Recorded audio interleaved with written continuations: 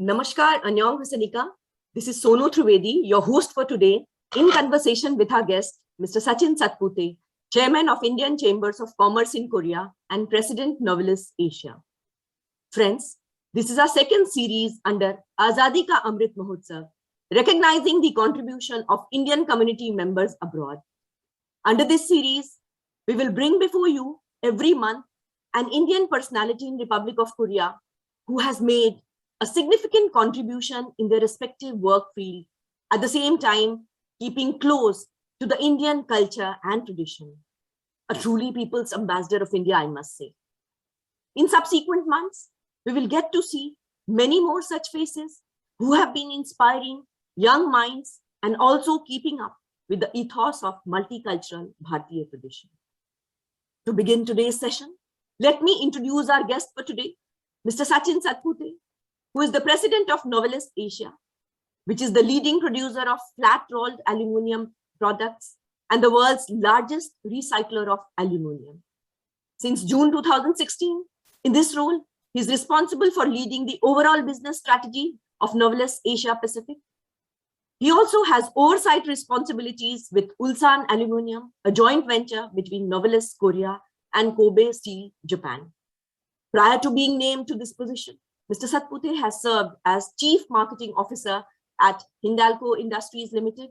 Before that, he held roles of increasing responsibility within Novelis, which includes Director of Business Development and Strategy for Novelis Asia, Vice President of Sales, Marketing and Technical Services for Novelis Asia, and Managing Director of Aluminium Company of Malaysia. Mr. Satpute has nearly 30 years of experience in the aluminium industry, having started his career at Indal, which was a subsidiary of Alcan Canada.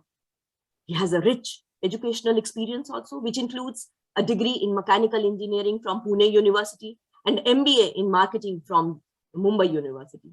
He's a graduate of Novelis inaugural Global Leadership Program and was named an Aditya Birla Fellow. Looking into his personal interests, he's an avid sports lover, having played competitive cricket and table tennis. His other interests include reading, traveling, and music. Well, friends, with this brief introduction, let us start the conversation for today. Mr. Satpute, from your promotional video, we have just seen that this is your second stint in Korea. So could you share your journey in Korea so far? What brought you to Seoul? And how has your story been so far? First of all, thank you, Sonoji, and good afternoon to everyone. Yes, this is indeed our second stint. It just highlights our love, affection, and respect for Korea and the Koreans. It's an interesting story. We came to Korea in 2007, first time when we came here. And the story is like this. In 2000, I was working for Alcan India or Indal. And in 2000, Alcan India decided to divest in India, take that money and invest into Korea. And they bought a company made a company called Alcan Korea. And the life turns full circle.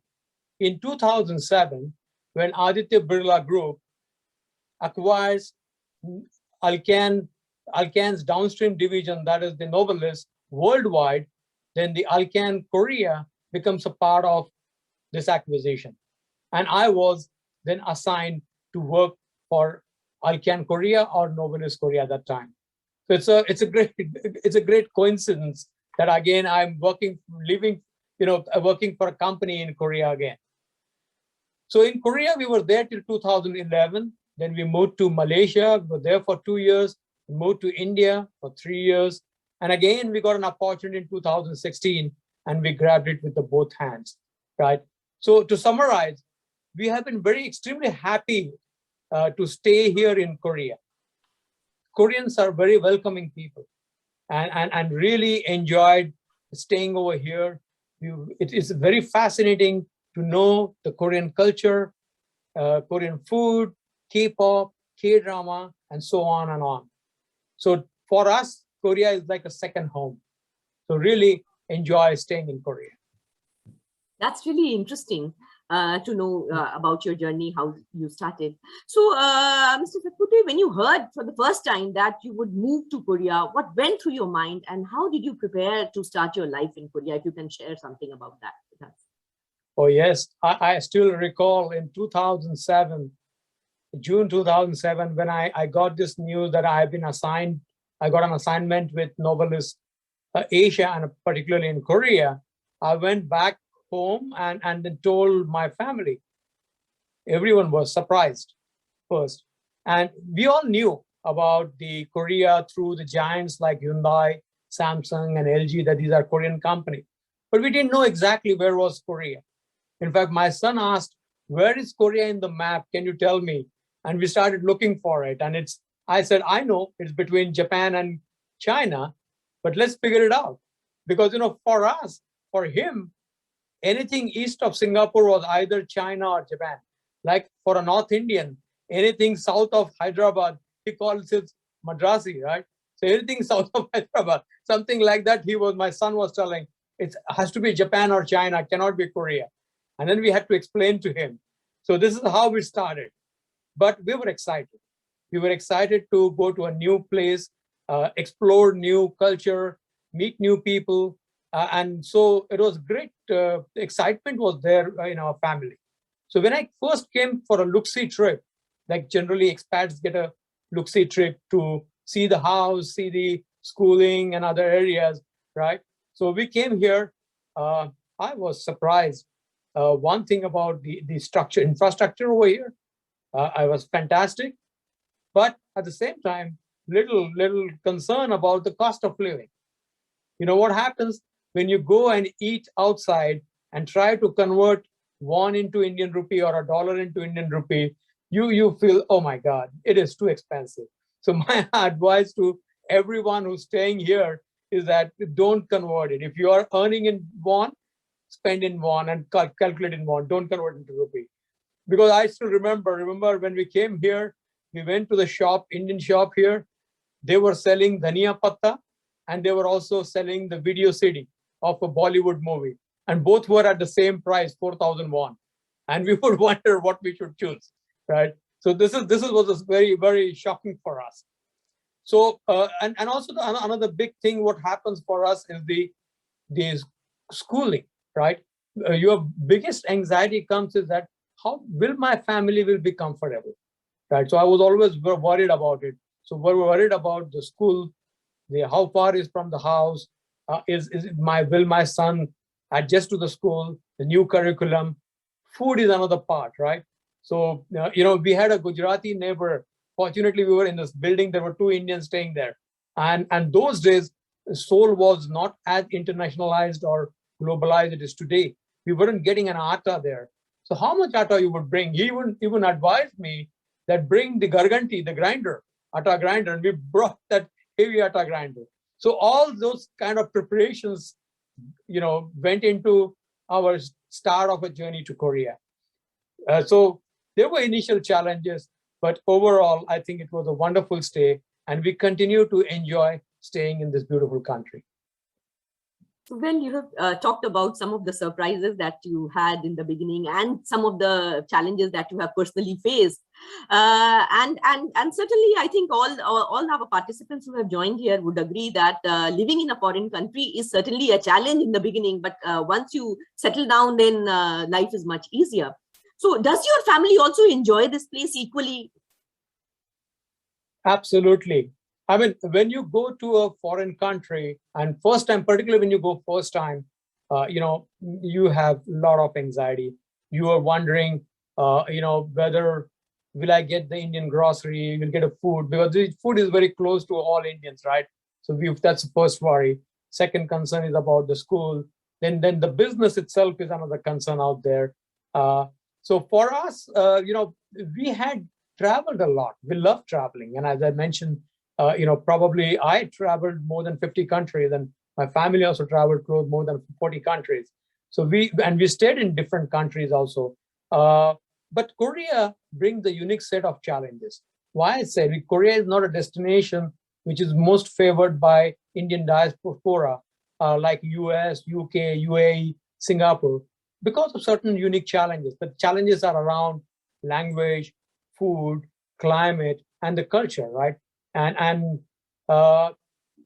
But there are strong positives, right? And there are strong positives in Korea, like I mentioned about the infrastructure, the speed of internet connectivity, the roads, utilities, public safety. This is a huge thing for here, right? It's you can see young boys and girls walking on the street in the middle of night, no issues there, right? You can see the people leaving their belongings unattended at the park, and you don't worry about it. And peacefulness, despite there is worry about the North Korea, right?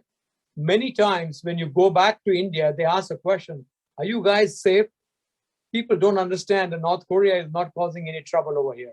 It's a very peaceful country here, right? So there's a wrong perception about it.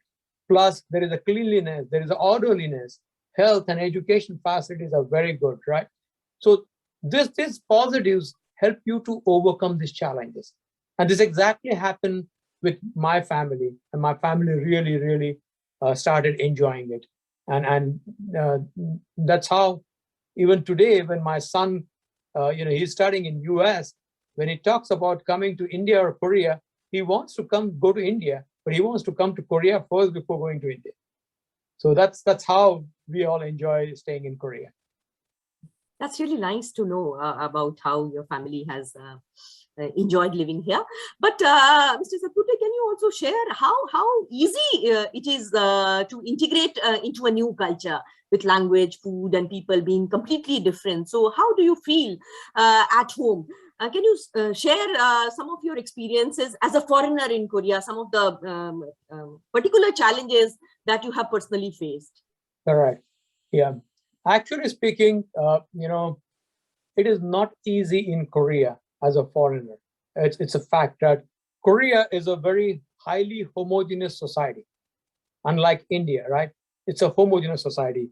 It's a mono-language, monocultural society. There's the same script out over here, and Koreans are very nationalistic too, right? So that's one aspect of it. Second aspect, the language is a barrier, right? And it takes little time for Indians or even foreigners to break ice and make friendship with the Koreans. But you need to realize that the people are good in nature. They are welcoming in nature. They really appreciate the culture of India too. Buddha, is Buddha here? We have a cultural tie. Princess of Ayodhya came here many centuries ago, right? So there's a cultural tie. So we if you be patient there and connect with the people, understand their culture, be with them, it'll be great to make connection with the Koreans out here. Another thing I would suggest is that eating outside or drinking outside is a big part of socialization in Korea, right? Make some time to go out for a lunch and dinner, or if you like soju, have a glass of soju with them, taste the soju. And that's probably the best way of developing relationship and friendship with the Koreans. Right? Yeah. Well, that's interesting. Certainly, the best way to reach to somebody's heart is through food, and I'm sure soju and eating out, dining together certainly helps. But since you have spoken about culture, let us just carry forward that. Any unique cultural insight you would like to share with our viewers today, so far as Korea is concerned? I think this is my favorite question, and I love talking about the cultural insights. And I have gone through the formal training, language training, when I came here as a part of expat package, and I made quite an effort to understand the culture over here. All right, and I can tell you, I'm going to talk about from my perspective. So my views these are my views. They are subjective, right? When I talk about the Korean culture, it is not every Korean's culture. There are 52 million Korean cultures out here. For that matter, on this planet, there are more than 7 billion cultures. Each person is a culture by itself, right? So But I will still tell you some of the highlights of the cultural insights that I got it by staying over here. I mentioned to you that Korea is a monoculture, monolinguistic society, right? It's a lot different than India. And some Korean friends tell me that the language changes from Pohang to Busan to Gangwon to Seoul to Gunsan. It does changes the dialect probably, but the script is same. And the culture is more or less same. It's a smaller country, right? And that makes them a very homogeneous society out here. So that's the culture. And the culture, they're very proud about the tradition. And why shouldn't they be? It's a wonderful culture they have got. Second is the Korean society is a very hierarchical and collective society. Probably a lot to do with the military training, right? This is a lot to do with the hierarchy you have in the military out here. So, but at the same time, they're very collective. And I can tell you example in our factory. When we praise someone, we recognize someone, a team member, and give something as a token of recognition, the person comes forward and tells us that don't give it to me alone, give it to my team, because it's a collective team effort and we should get a reward collectively. So that's the cultural aspect of Korea, which is a fantastic one. You don't see in many countries that way, right? Other interesting part, the Koreans are, I call it as SOP oriented. What is SOP? Standard operating practice, right? You give them this is a standard practice, you follow them, they will really follow it. They don't take shortcuts, no jugards, no shortcuts, and they follow it. At the same time, they're very tech savvy people, technology savvy. They're quick learner, quick adopter of technology. Many new technological innovations are launched in Korean market as a test market. And not only that, you will see the innovativeness in a way the Korean infrastructure get developed. I don't know whether you noticed or not. When you are walking on the street, normally you have the green or red signal for pedestrians to cross the road, right? If you see recently, I saw some innovation there. What innovation is there? There are strips on the road, and they turn either green or red depending on the light. Why is that? But the Koreans are so engrossed in their mobiles, they're only looking at the mobile and they're just lifting their head to cross the road. They don't want the safety comes first. They don't want an accident to happen. So instead of having the signal, in signal plus they will have the strips on the road, which will tell us what is the color of the signal, right? So that's the tech savviness I talk about. Other cultural aspect is the perfection expectation at work or in life. At work, Korean would like to do the job perfectly. No shortcuts, as I mentioned there. And there comes in life also the same one. They like looking good. They like beautiful things, right? And that's why the Korea is the cosmetic capital of the world. People love to look good. They love to look beautiful here.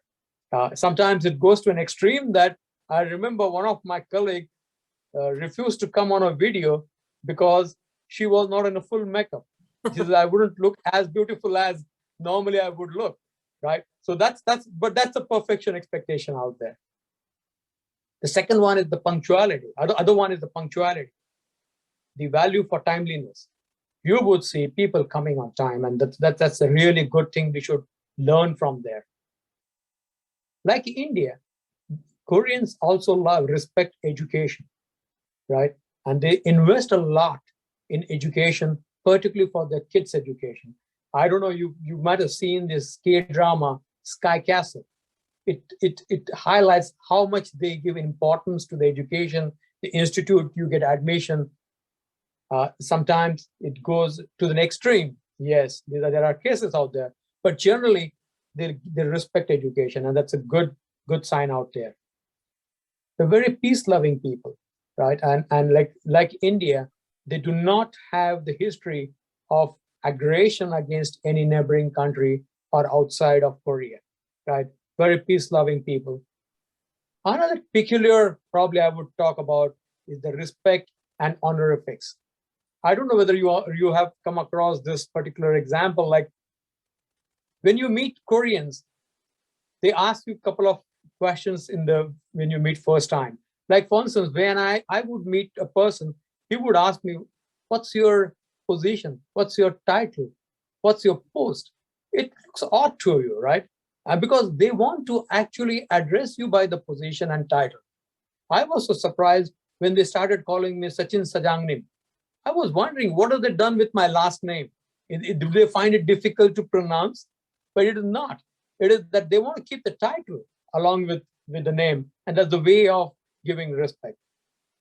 When we came here for the first time, we had a 60-year-old driver, Mr. Park. When we met first time, he knew my title, so he didn't ask me title, but he asked my wife, what's her age? Of course, you can imagine what would have happened thereafter. Like she said, why are you asking me my age? He said that I want to understand that, well, how much respect do I pay you according to your age?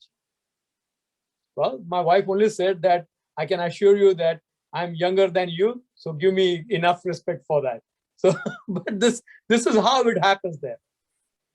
And the last point, probably I will talk about it and I'll conclude, is that there's one cultural aspect which I really, really like, is the sharing and caring. You know, whether it is food or drink, they like to eat together. They like to drink together. They'd like to share food, right? And so much so, eating, I mean, I was so surprised about the eating part. Do you meet the elderly people?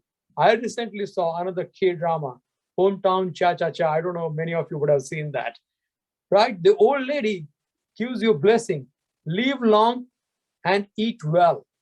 So eating good food, eat good food is a part of the best blessing there.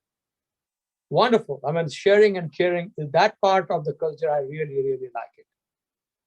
So Sonuji, it's a long, long answer, but it's this question, I love it. So I took Certainly the opportunity.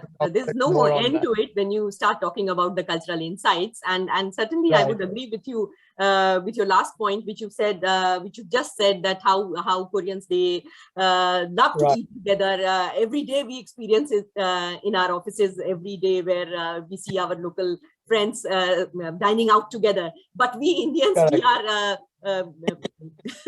we sit in our rooms and eat it alone, but then they love to sit together and share their food together. So anyways, taking this forward, what would be your advice to someone who plans to come and live in Korea? Because based on your experience, based on the challenges that you have faced, can you give some advice? Likewise, for Koreans who may be planning to move over to India, so some advice that you would like to give. Sure. I mean, first thing you need to have is the patience here, right? Understand, have the expectations set right, right? I told you the challenges here is around, main challenges are around language, food, climate, right? The culture here. So have the patience there, because when you come here for the first time, at least I find, and I tell many people, you go through the 4 stages, and those 4 stages, like first stage is like a honeymoon stage. You know, this is the time when you come, you see a lot of positives here, lovely infrastructure, everything is new. You come to a foreign land, a land of opportunity. You like it, love it. 1 month, it's like honeymoon stage. But then the reality start biting you. When you start getting food, you get the daily required items, you go out to the shop, interact with the people, communicate with them. That's called as the frustration stage. The second is the frustration stage. And that's where you need to have your patience, right? Because then comes the third stage, probably after 3-4 months. That's the acceptance stage. That's where you start accepting things and start finding the problem. And we Indians are very good at finding the solutions to the complex problem, right? And the last stage is the enjoyment stage. And that can happen anywhere between 4 to 5 years, or 4 to 5 months. Sorry, not a year, 4 to 5 months, 4 to 6 months. So I think you remember, you will go through this stage, this cycle, have the patience and start enjoying it. The best approach in Korea for Indians in Korea is to dive deep into it. When I say dive deep, like appreciate the culture, appreciate the food over here. The plenty of vegetarian food is also there. It's not that only non-vegetarian is here. Try and interact with many people out here. learn the language, learn at least few phrases.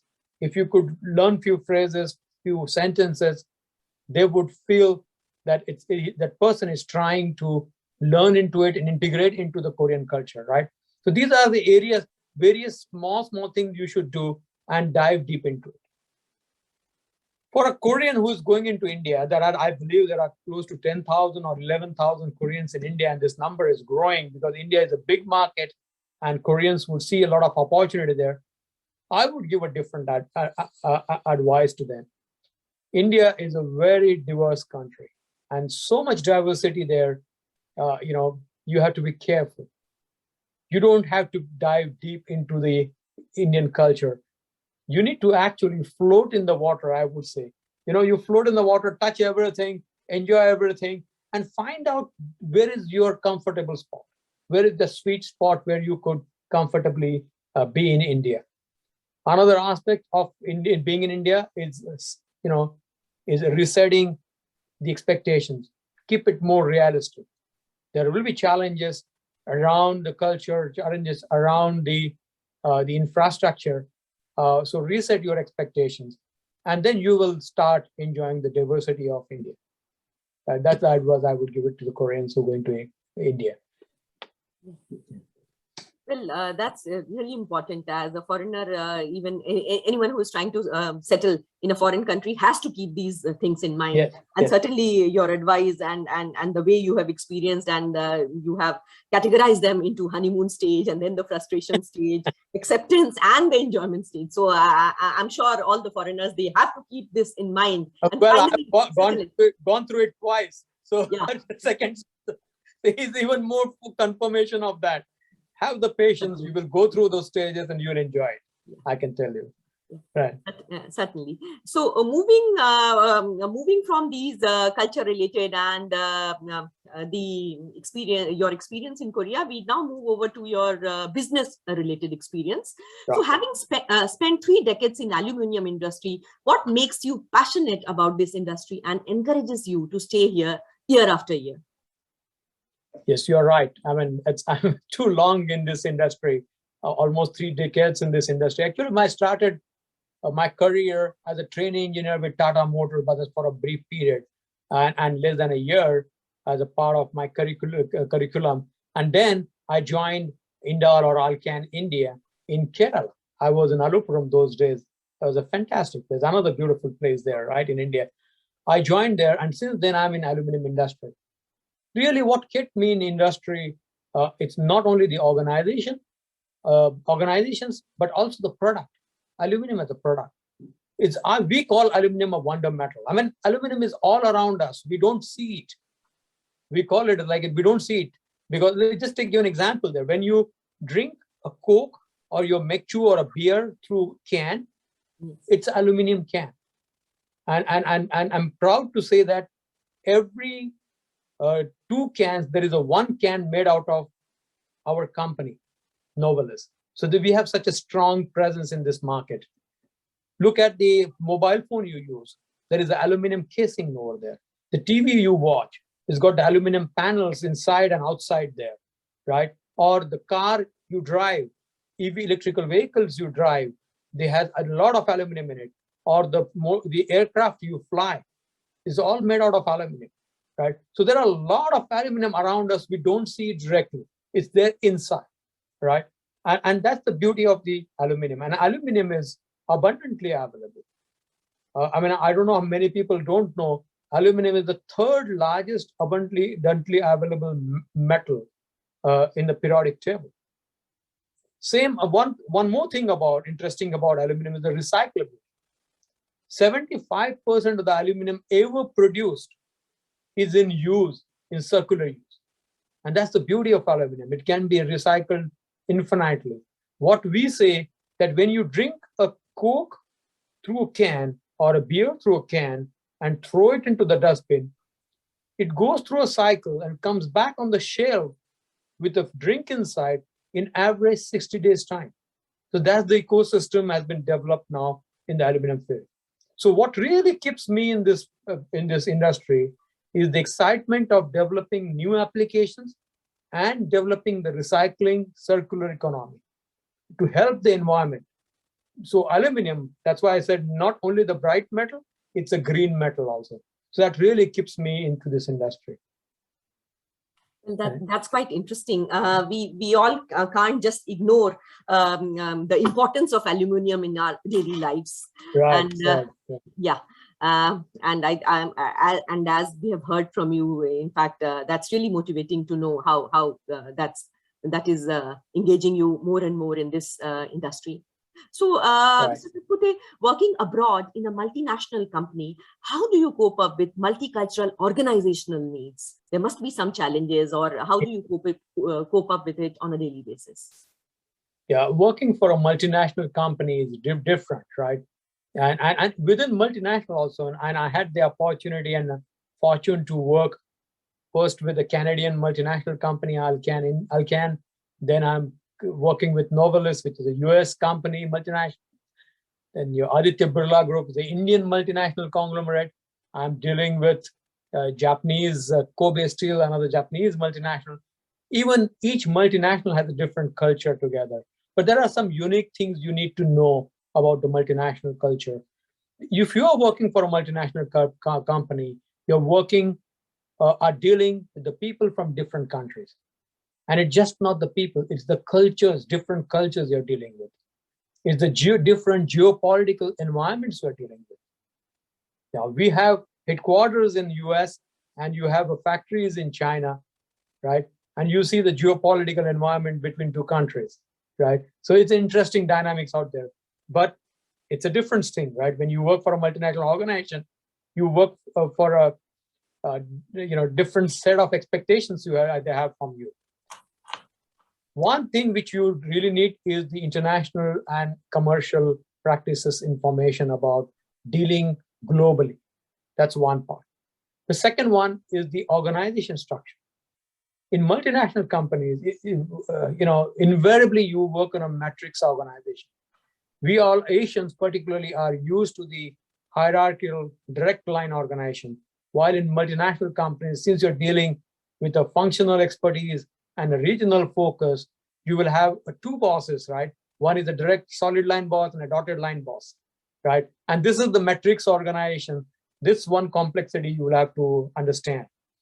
The last and most important factor is about connecting people, building network and building relationship is most important when you work for a multinational company with different that are operating in different countries. Right. Yeah, that's quite interesting, and particularly I was quite intrigued with this. Though it's a part of, in fact, all the multinational companies, as you've said, you have headquarters in United States and companies and factories in China. So you also have to keep into consideration the geopolitical dynamics. But just a related question to this: do you think the political environment also affects the business environment, and how challenging it is? We as an organization stay away from the politics, right? We definitely stay away from politics, but there is political, or I rather say geopolitical environment does impact, right? The duties structures that impacts out there, plus the regulation are different in different countries, right? What you see, we have close to around 11 or 12 factories in Europe, our company, and they were already well ahead on the environment curve. The environment ESG curve, right? The environmental, societal, and governance. The ESG curve, the European plants are much ahead. The Asian plants are now catching up there, right? So it does impact in terms of the business, in terms of the opportunities, and in terms of the way we operate. But we tend to, we have to comply with those regulations, but we clearly want to stay away from the politics. Yeah. And taking into consideration the ongoing global pandemic, which has changed our experiences forever and ushered a new era by which we look at the world, which has transformed the economy, politics, social, and our cultural lives all across the globe. Based on your personal experience, how do you think the work culture has changed in the post-COVID world? And how did you personally adapt yourself to it? It is indeed a different. The pandemic, it changed the way we work, the way we operate, definitely it has changed. People have learned to operate remotely. People have learned to operate at a flexible timing, right? So there are good positives also. There are some positives. The positive is the flexibility of the work, right? You could, timing wise, you could still stay at home and have the meeting and then go out and come back. And so there's a flexibility you have got. There are some positives in terms of saving time, energy, and resources that is spent on going to the work. Imagine in Mumbai, people spend 2 hours to go to work and 2 hours to go home, right? So you're saving that time, right? Another positive is that you don't need then the big workplaces, right? And the cost associated with that. These are positives. But at the same time, there are some negatives too. And what are the negatives? It's not easy to work from home. I mean, we find particularly in Asian countries, we don't have big houses, right? We don't have too many rooms and where you could get uninterrupted environment for work. So that brings a lot of pressure on the people who are working from home. Another part of the working from home, the personal and the office, the lines, business lines get blurred. And then you are continuously working. You don't mentally switch off from the business and switch on to the personal life, or switch off from the personal life and go to the business. And this is the big trouble people are finding, getting into it. And the many people are struggling with depression because of this challenge that they go through. So as now we see things are improving, people are getting vaccinated, things will change. But I don't think we'll probably go entirely the way we were working pre-pandemic level. Probably it would be a hybrid of things. Of course, there is no substitute for face-to-face meetings, right? But then it could be a combination. It would happen. Probably there won't be 9 to 5 job for all 6 days or 5 days a week. Probably you will have 1 or 2 days flexibility and others coming to the office for some important F2F meetings or face-to-face meetings. So, and technology will keep upgrading. Look at this meeting now. We're having it, the people joining from India, people joining from Korea, and we're having this meeting. And as the technology evolves, there will be different ways of working. We'll have to practice it. And I personally had the same problem when the pandemic started here. I was in India and I got stuck there for 5 months and I operated a business from India 5 months, right? Of course, I came after that, but I could do that. I couldn't believe that I could manage the business for 5 months by staying in India and having the factories across all over Asia, including China and Korea. It was not easy. We had office in Dubai too. So it's a learning experience by itself. So it will be different. It won't be the same. It will probably the hybrid, and we all should be geared up to meet the new needs of office requirement. Yes, certainly I would agree. And I'm sure all the participants would also agree that the hybrid mode would be the new normal now. Correct. Now coming to your personal life, Mr. Satpute, your bio says that you are an avid sports lover. So do you get time and space from your busy schedule as a corporate leader to pursue your hobbies, including traveling and reading, which you have mentioned? Oh, yeah. I mean, I mentioned to you, I love traveling. We love traveling. I mean, at 15 years also, we were not so comfortable on the finances. We would still find a time and resources to plan those trips. So we would love traveling. So that's definitely a do it. You don't need to find time. If you have the liking, it will just happen to you, right? So that's with the traveling. As regards to the sports, like every Indian, I love cricket. I used to play cricket in my school, college days. When I was working in Mumbai, initially I was even playing in timeshare cricket. Not really truly professional, but it's a very competitive cricket, I would play. I don't play cricket nowadays, but I watch cricket. That's one thing. Second thing, that the games which I play today also are the table tennis and golf. Table tennis, we have a table tennis table at our home. When we were in Malaysia, we had a huge house and we bought the table over there, which we moved it along with us to India and back over here in Korea. And, when our son is back home, we have proper tournament going on in our house, very competitive table tennis tournament. So really very fiercely compete with each other. So we love table tennis. I love table tennis. And golf, for that matter, I think it's a gift that Korea has given to us. And when you do a business in Korea, probably you need to know the playing golf or at least the virtual golf, the screen golf. I love doing both of that, right? So yes, it's become very difficult now to play golf, particularly last 2 years after pandemic. But I do play screen golf with the people. So yeah, if you really like, you will find the time. That I can say. From your personal experience, as you have shared your life in Korea, but based on your personal life, would you like to share one episode which changed your life forever? If you can share it with our participants today. Well, Sonuji, what I would do is that I wouldn't tell you about the episode, but I will tell a small incident that has a huge impact on my professional career and my personality development, right? So I would rather do that. And this is something which I told a couple of people as well. Let me tell you, and it contributed to my development as a leader. It's a small incident. When I was in a class, in a school in grade 5, I think grade 5, and I was made a class monitor by my teacher.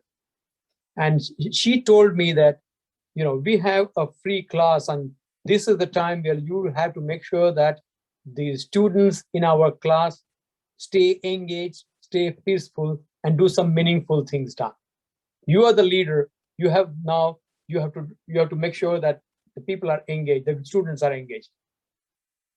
I was young kid, and first thing in my mind was that, oh, I've been made monitor. That means I have a power. I have a stick in my hand, and I can build my power and make people behave the way I want. And that's where I was wrong. The leader is not about building the power, right?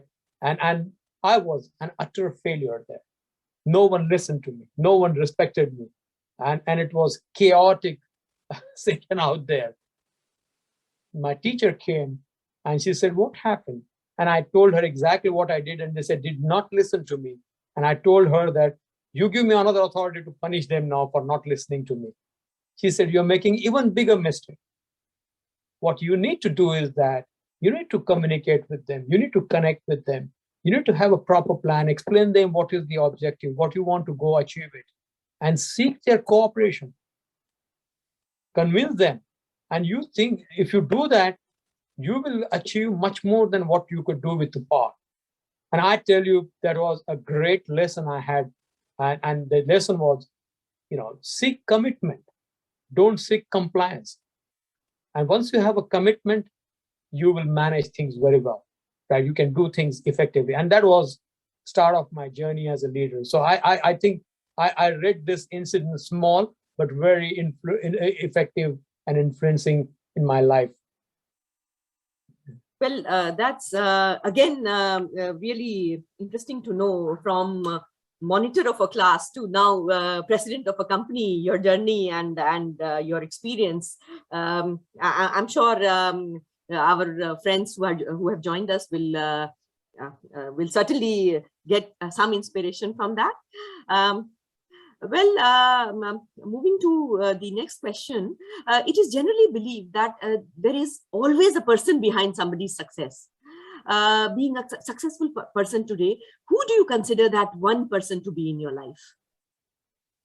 Wow, very difficult question you ask. Okay, I think they say behind every successful person, there is a woman. And I'm no exception to this.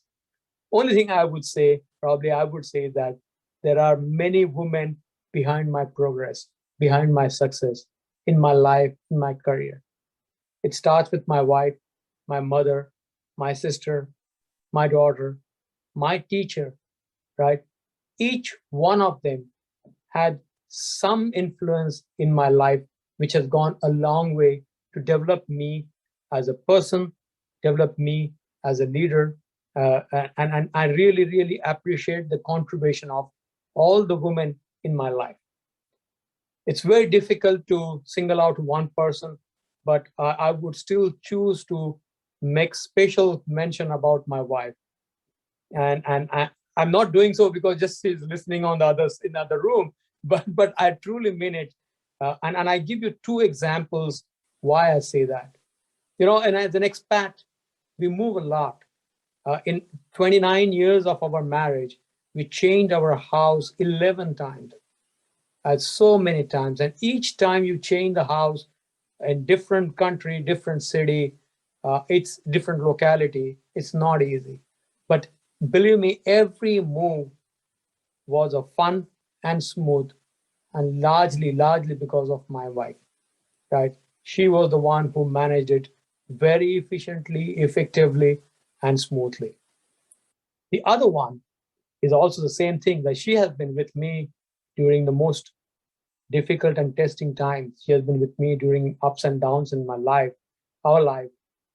In fact, it's incredible how she helped our family to overcome the pains after we lost our daughter in Korea in 2011. It was a very difficult time for our family, and only a courageous person like her could help family to overcome such a pain out there. So I do want to make a special mention of Anita. Anita ji, if you are here, can I request my team member to spotlight Anita ji? That's Good. really You, nice to hear about you, Thank you. Anita ji. Yeah. Thank you. That was really an emotional feeling that you have shared with us, and certainly we would agree how Anita ji has been helpful in being a part of your journey in your life. So almost now we are at the verge of finishing this conversation, but some very important questions which are still left, and I'm sure our viewers would also like to hear more about them. Since you've stayed in Korea for so many years, what are the three most important places and three signature dishes you would like to recommend to Indians or any foreigner when they come to visit Korea? Again, yeah, I will definitely do that. And again, it's again my perception, my point of view. But I would do three things that you should do. Three things, the three places you visit, and three Korean dishes. Three things you should do in Korea is that you should see the city night view and do the night shopping. That's one thing. Second, I would say enjoy the cafes here. They are very themed cafes, right? There are themed cafes, and you can really enjoy it. And last thing you should enjoy is the 4 distinct seasons in Korea. That's one. The three places I love to visit, one of them is the temple stay. And we've been to the Buljongsa temple, or any temple stay you do it, you would enjoy it. Second one is I think I like to visit Soraksan and East Sea. That's a nice area. And the third one is I would like to visit the Nami Island again and again. Each Nami Island in each season is a different place. So these are the three places I can talk about. The three dishes, again, what I like is I like Samgyetang, that is the chicken soup. I like bibimbap, the veg bibimbap or a meat bibimbap, but I like veg bibimbap. And the last one is I like the dak galbi in Chungcheong. So dak galbi in Myeongdong, dak galbi in Chungcheong. We travel many times to Chungcheong just to eat the dak galbi. So these are the three dishes. I love it. I don't know they are everybody's favorite or not, but at least my favorite. And I would here agree with you, bibimbap, because I'm a completely vegetarian, but I opt for the vegetarian version of bibimbap. So certainly Absolutely. That is a favorite for me. Yes. So Mr. Satpute, when you go away from Korea after completing your tenure, what would you miss the most? I would definitely, no doubt, miss this Seoul city of Seoul. I mean, it's such a wonderful, beautiful, and vibrant city, incredibly safe city. I love being in this city, right? And it's not only the poor people, food, beautiful, the beauty of the city, but also the various places within the city. Like I'd like to take my evening walks on Itaewon Street. I'd like to take a stroll in a Myeongdong Street, go to Namsan Park, Hangang Park, Namsan Tower, right? And, Changgichan Street, or go to the Bampo, the floating island. So these are the very love places I really love. I mean, how many cities in the world you can walk around without having to look over your shoulder constantly?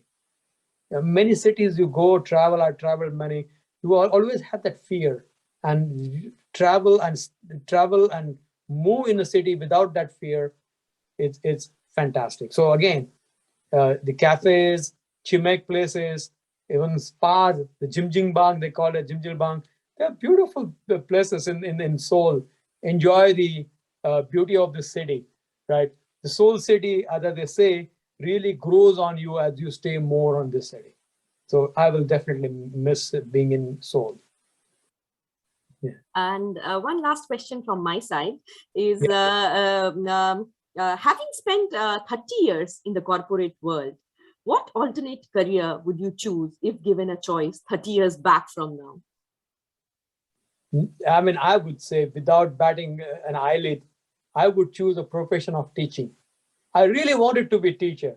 I would have been a professor in college had it not been that offer I got from Alcan India those days. I was really considering that career. Well, I can still make it up for that, after I retire. I still want to go back to India and start teaching students, sharing my experiences, because it gives me immense pleasure and satisfaction sharing my experiences and teaching someone. I would love to do that.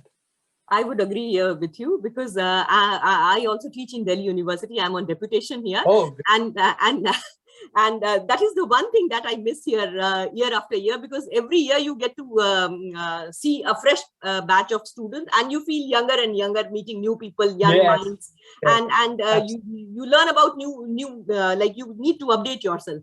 So that's really one passionate thing about teaching, which I'm actually missing here. And after completing my tenure, I'll resume my teaching career way back.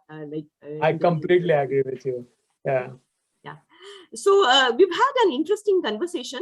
For our viewers, we have some slides which Mr. Satpute has prepared based on his Korean experience. So I would request my colleague to share those slides, and Mr. Satpute would speak on those experiences.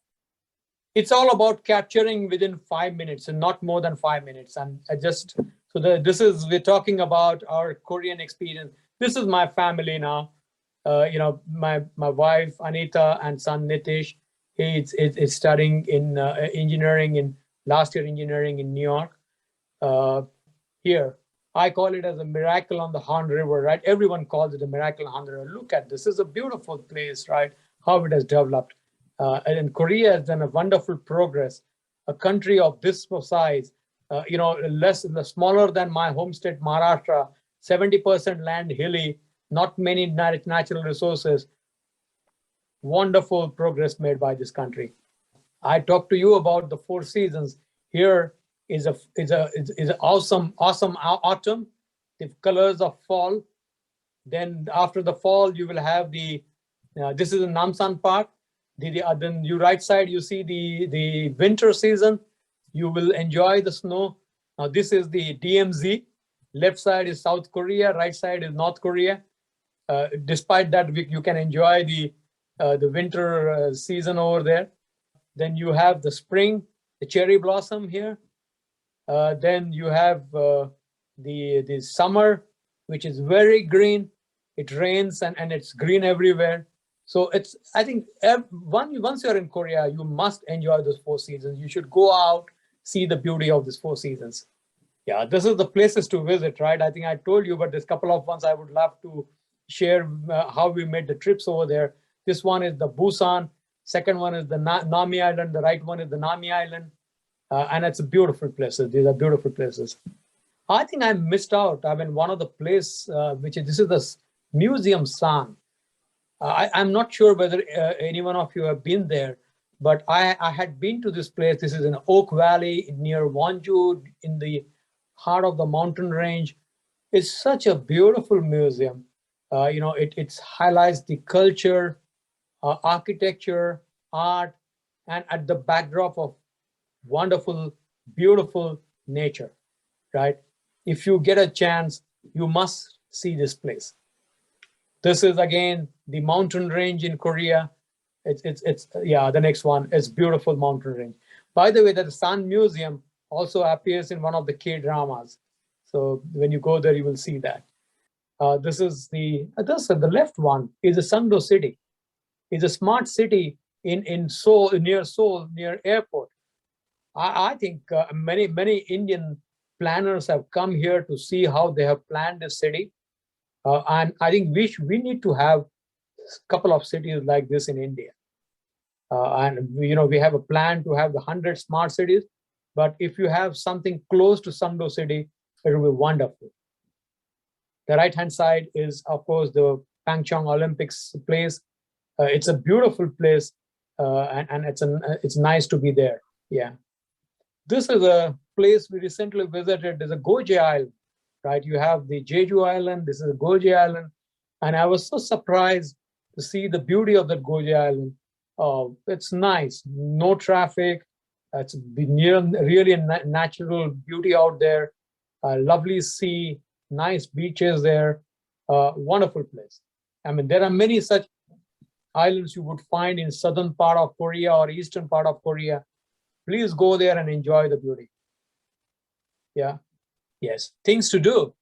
I think if you have not already done, must do is the river cruise. The left one is the river cruise in Busan, and we actually hired a yacht there, and we went into the ocean as well as through the river. Beautiful river cruise there. And the right one is the river cruise in Seoul on 31st December, and that's a New Year Eve, right? You would see there the fireworks behind us. So it's amazing to have the cruise even in Seoul. So if you've not done it, please go ahead and do it. I talked to you about the cafes, right? Yeah, there are many cafes. I think probably Seoul has the highest density of cafe in the world. I'm staying in Itaewon, and in a radius of 100 meters, probably there are 10 to 15 cafes there. And I love going there to the cafes. I really enjoy it. More than a cafe, I like the experience of being in cafe. And these are the theme cafe. The left one, there is the nursery cafe. The right one is a swimming pool cafe. This is just 30 meters away from my house in Itaewon. 30 meters, and it's look at this. There is another cafe I'm told is the pet cafe. You can take your pets, dogs, along with you, and you can have a coffee over there, right? So there are various themes they need to build a cafe here or to have the cafe over here. Just enjoy it. Yeah.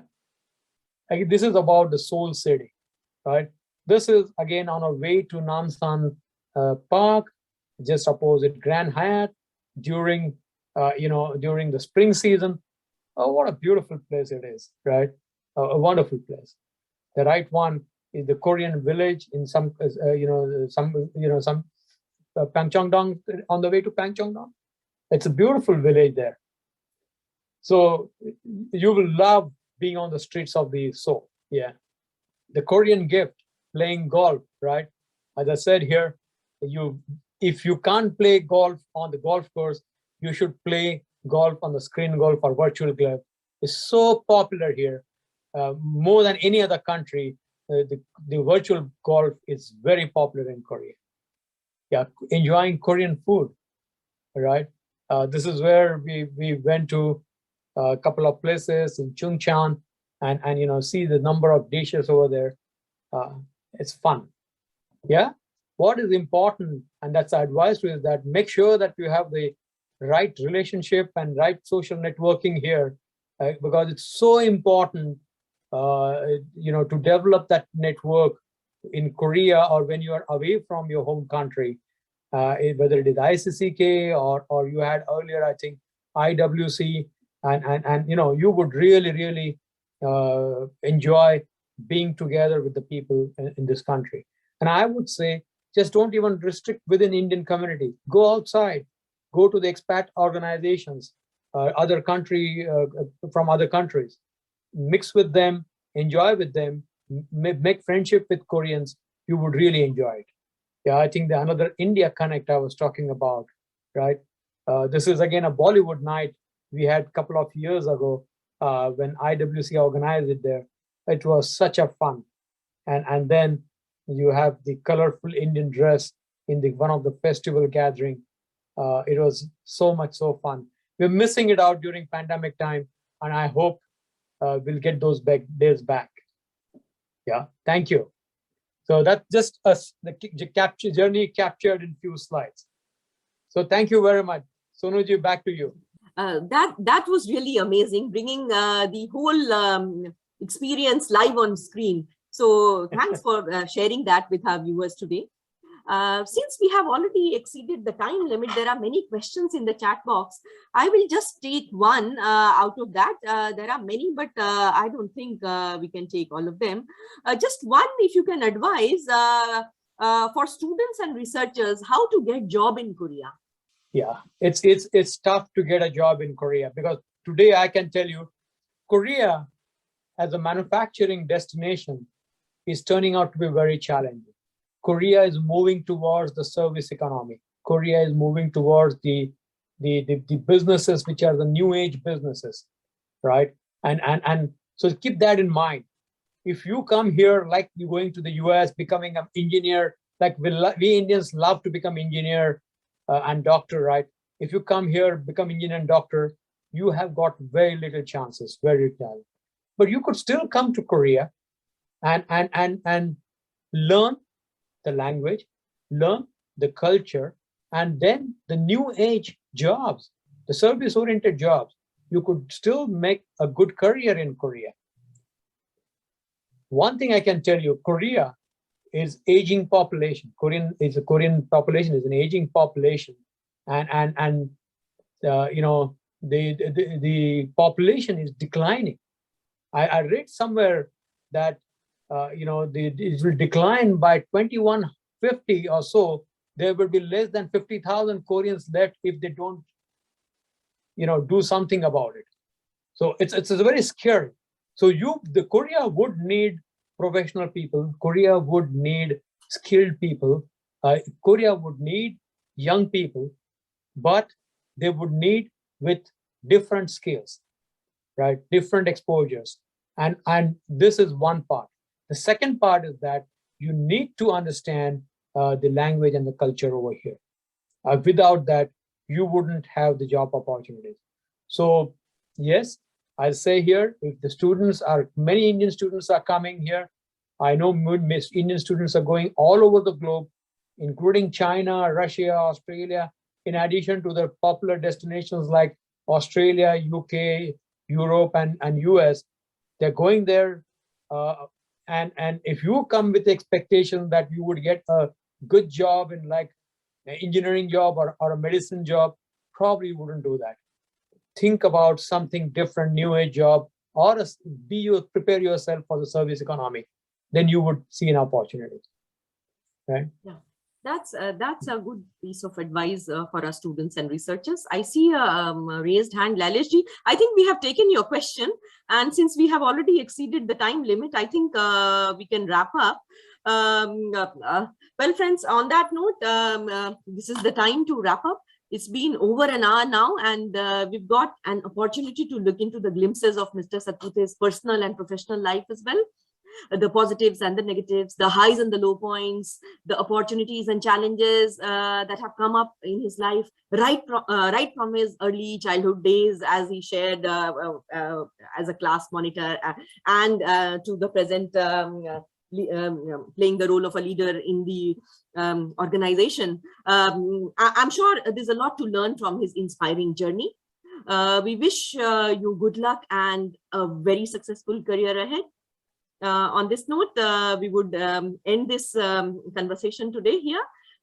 It's been again an engaging discussion. Hope to meet you all once again in the next episode in another interesting conversation with Indian diaspora in the Republic of Korea. Thank you all. Thank you. Kamsahamnida. Thank you. Thank you very much.